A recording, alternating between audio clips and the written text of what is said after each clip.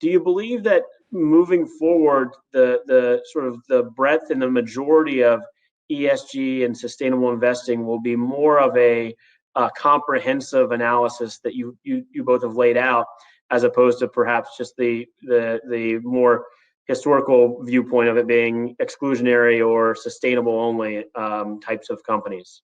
I'd say yes. We see more and more of these more comprehensive and integrated approaches coming to market, and I really think that's where the big trend is. But that's not to say that these other types of approaches aren't appropriate for other types of investors, right? You might have foundations, for example. You might have mission-driven organizations. You might have religious organizations where that type of screening approach is very appropriate.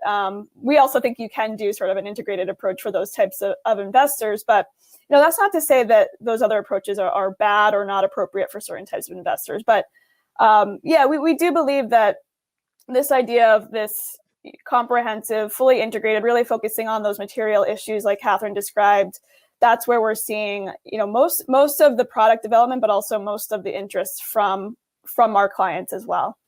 Mm-hmm. I think that's a really key point. One thing that's a little bit challenging for the field is it has developed so rapidly on both the practice and the product front. And yet a lot of our questions kind of start with the idea that there's one approach that makes sense across all different disciplines. And so I just like to say, look, this is investing like everything else. You should have a variety of approaches to meet a variety of needs. And indeed, we're seeing that variety build out, which is pretty terrific.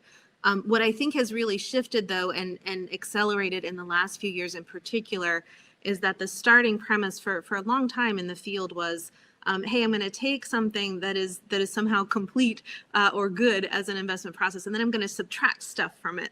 And inherently, that's a difficult starting point for all the obvious reasons. I think what has really shifted is the premise now is, hey, what am I going to add to my recipe, that is going to create the kind of portfolio that satisfies all of my goals across potentially different dimensions. And that's just a much more open-ended starting point. I'll note we see the same shift at the companies that we're investing in. In so many cases, the ESG and sustainability related functions have gone from being more of a compliance function where your only upside is to fill out the paperwork right. It's not it's not the most exciting thing to get right. It's moved really rapidly into the center of long-term corporate strategy. And so very, very different set of questions that get addressed when you do that.